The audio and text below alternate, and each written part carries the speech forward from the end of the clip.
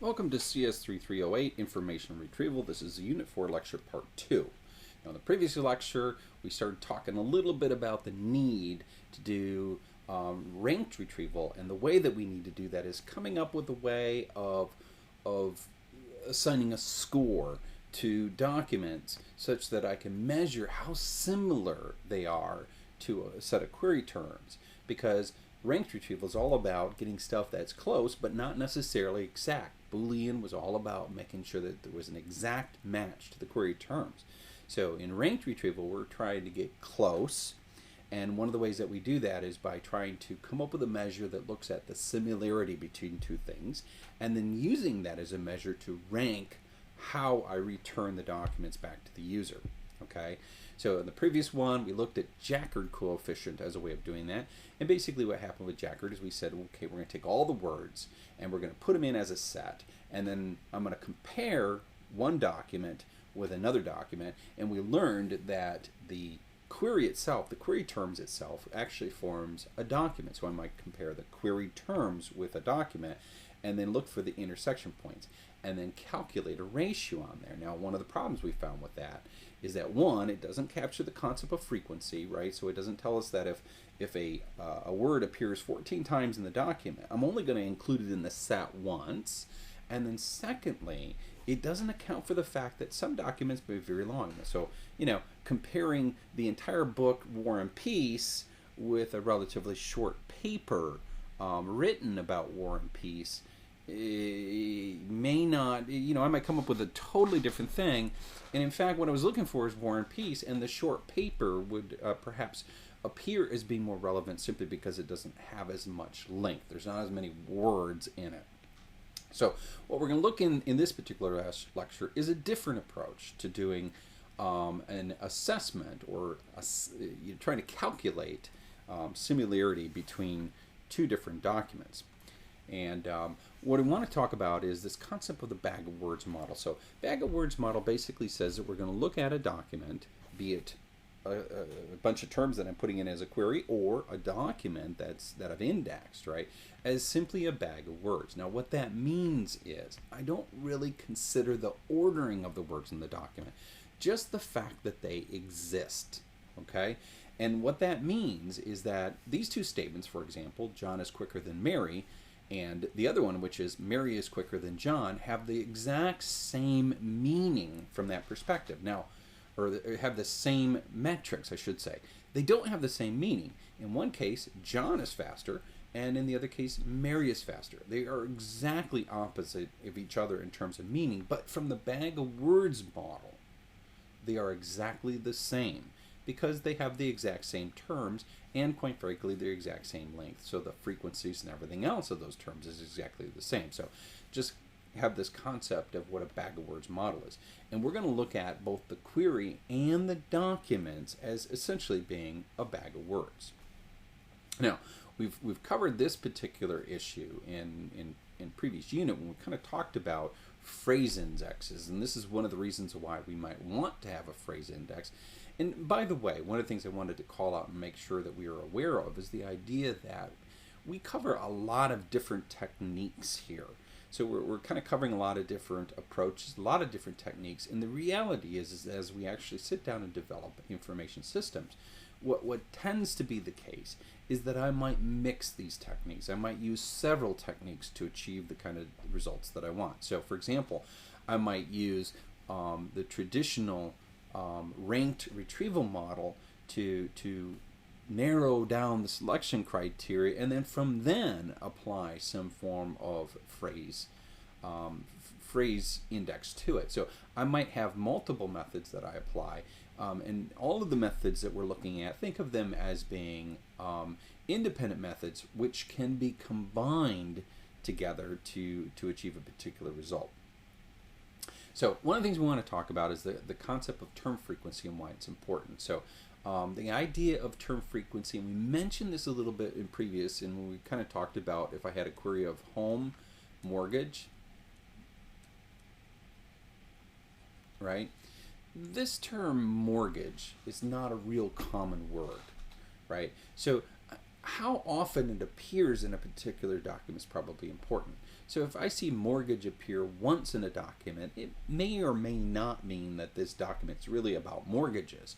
However, if I see this particular word appear frequently within a document, it probably means it's very relevant to it. Now, there's a caveat that I want to point out here. Term frequency is often a really good measure to determine how relevant a particular term is to a particular document. But it's not something that I can use all by itself. Think of the word the.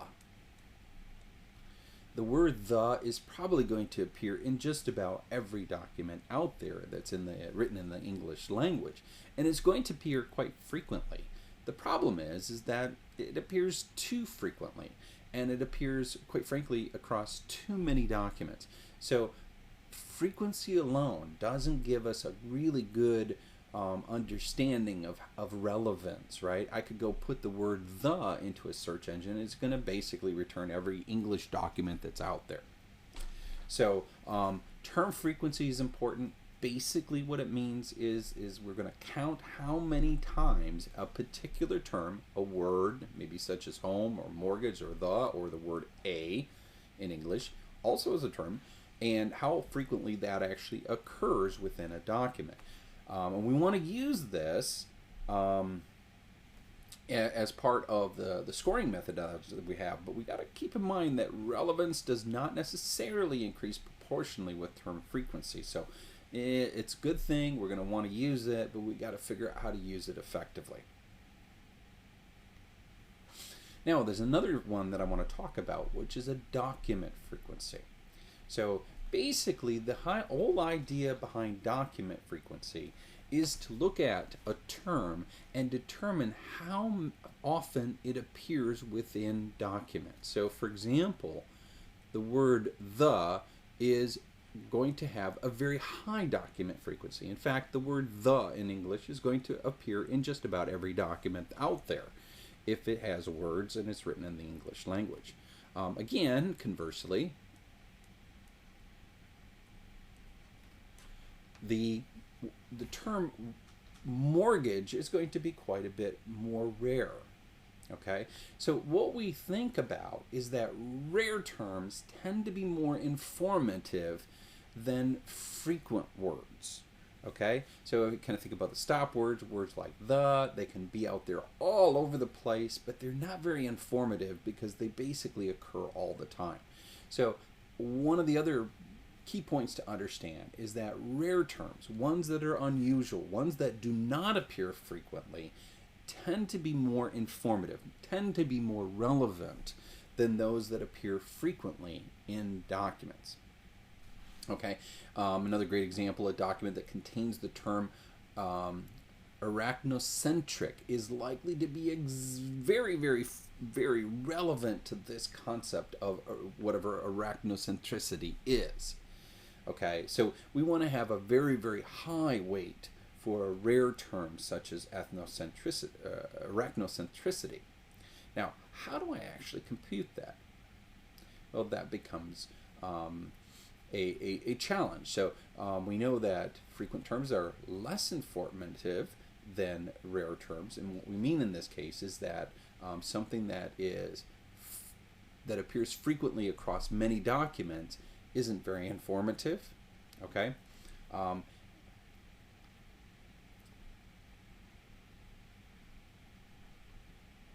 But basically what we're looking to do here is we want to combine two different things. So I have a term frequency, right? And I have a document frequency. Okay, so when a term appears frequently within a document, it tends to mean it's probably relevant to that document if and only if that term is not frequently appearing within all documents. So there's kind of an inverse relationship between these two. So what we really wanted to do is come up with a way of saying I want to have a ratio of the term frequency over the document frequency. And that's essentially what we get when we use something called IDF.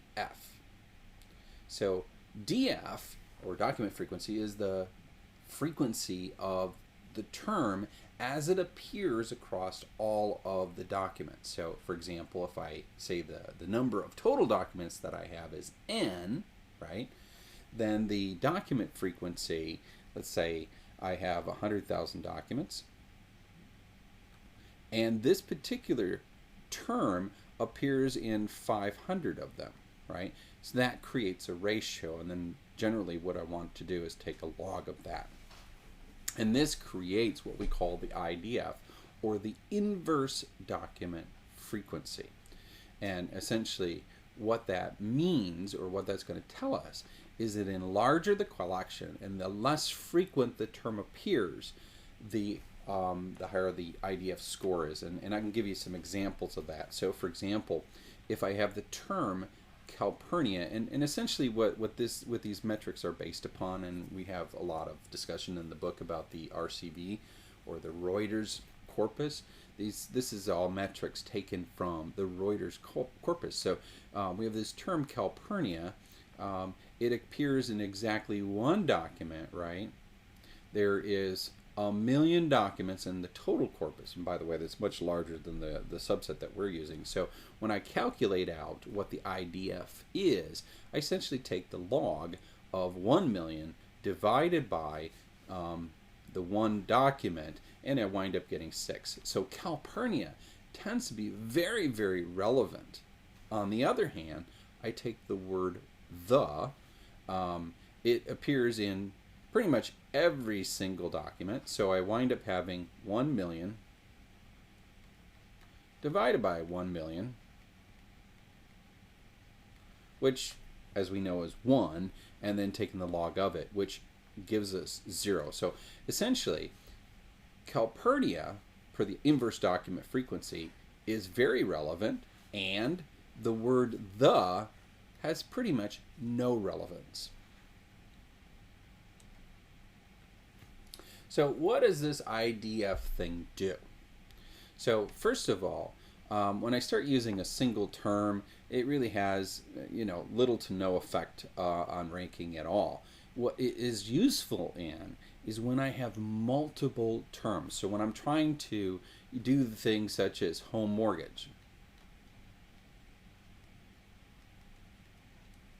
This is 2 distinct terms, and it allows me to do some ranking on the basis of that, because what it's going to do is it's going to tell me how important these terms are. They're not both as important. In fact, you're going to probably find a lot of documents that have the word home in it, but fewer documents that have the term mortgage in it. So the mortgage portion of this query is more important than the home portion of this query. Hopefully that kind of makes sense. And what I get out of this IDF is the ability to calculate that importance level and then use it to rank when I have terms. So the reason why it really doesn't have an effect on ranking when I only have one term is because that's only one term. I don't have to go and figure out how important this term is as opposed to this term, because there's only one. When I have 2 or more query terms, this becomes very important because it gives me a way of weighting the terms to determine which one is more important, more relevant than the other one. And so collection versus document frequency. So the collection frequency basically says how frequently does that particular term occur across the entire group of documents, and the document frequency basically says how frequently does that document or that term appear in terms of which documents does it occur in. So if, for example, if I had my 1 million documents, right, the term insurance is going to appear in 3,997 of them, again assuming the Reuters corpus. If I have the collection frequency, this particular word appears in 3,997 documents. However, it may appear more than once in some of those documents. So when I count up every occurrence of the document, of the term, not just the number of documents that it appears in, but every occurrence of it, it comes out to a much larger number, which is 10,440. What that basically means is that in many cases, I get roughly a little over 2 occurrences of this particular term insurance in any one document.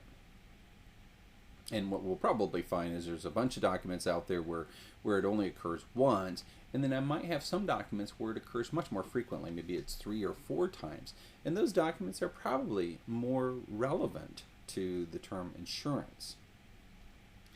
So now we're going to get down to the end of this thing. So I had 2 terms. One of them is this term frequency, and we said when term frequency, the term frequency is that some terms, when they are repeated within the document, are more relevant. So the word insurance appearing more frequently in a document probably means something. It probably means that particular document is more relevant to the concept of insurance. We also had the IDF, or the inverse document frequency, that said basically, I want to understand how frequently this particular term appears across the entire set of documents that I have. Now what happens is when I combine these 2 things, the term frequency and the inverse document frequency, it comes up with a weight. We said that what this does for us is it tells us how important that term is, right? How important is that term because of how frequently it appears. This basically says how often does it appear in a particular document. So this kind of measures how important a word is within a document, and it is weighted by how important that term is overall. So hopefully you get this kind of concept, and what I produce out of that is this idea of a weight. Let's keep track of this concept of the weight. It's going to become extremely important. So to calculate a score, so this whole thing, and by the way, in the previous lecture, what we did is we were all about coming up with a Jaccard score, and our whole approach for the Jaccard score was to take the total number of words, and we wanted to take the intersection of the 2, and we divided it out, and it came up with a ratio, and that ratio was our score. Well, in this particular case, the way that we're going to do a score is that we're going to do it by adding up all of the TF IDF scores for the terms that are in our query. So for example, I can get a TF IDF score from a particular document. It says every one of the terms that happen to be in the query that are in the document, I would add up the score, and that would give me a weight. Now keep in mind this calculation. We're going to talk a lot more about how we use it in just a few minutes, but I did want to go back and just give you one other thought, and that is Google. So Google does what we're talking about. It comes up with a way of taking the terms and ranking those terms in terms of the relative importance, but I also wanted to point something else out, and this is kind of the combination of techniques. The thing that I'm talking about is there's a lot of different techniques, and I might add some of them together. And one of the things that Google does is they're doing all the things that we talked about, and to determine relevance, they go further than that. They do a lot of machine learning kinds of algorithms to try to determine what terms really mean the same thing as other terms, right? And then they do something called PageRank, and PageRank's rather interesting because it adds another dimension to how they order the stuff that gets returned. And what they basically do is they say, hey, I'm going to look at all of the documents that are relevant, and then what I'm going to do is I'm going to keep track of how many links are going into or out of those documents. Now their assumption is that any document that has a large number of other documents that point to it, in other words, the URLs that link documents to other documents, when I look at that URL, it says if there's a lot of URLs out there that are pointing to this document, it's probably a pretty important one because somebody out there felt it was so important to get at this information that they went and put that URL in their web page. So essentially, this is kind of what happens within Google's PageRank. They basically take the number of links that are going into and or out of a document, and they factor that into the scoring as well. So this becomes another way of weighting those documents, and when they weight them that way, I use that as a way of organizing them in terms of returning the documents in the query.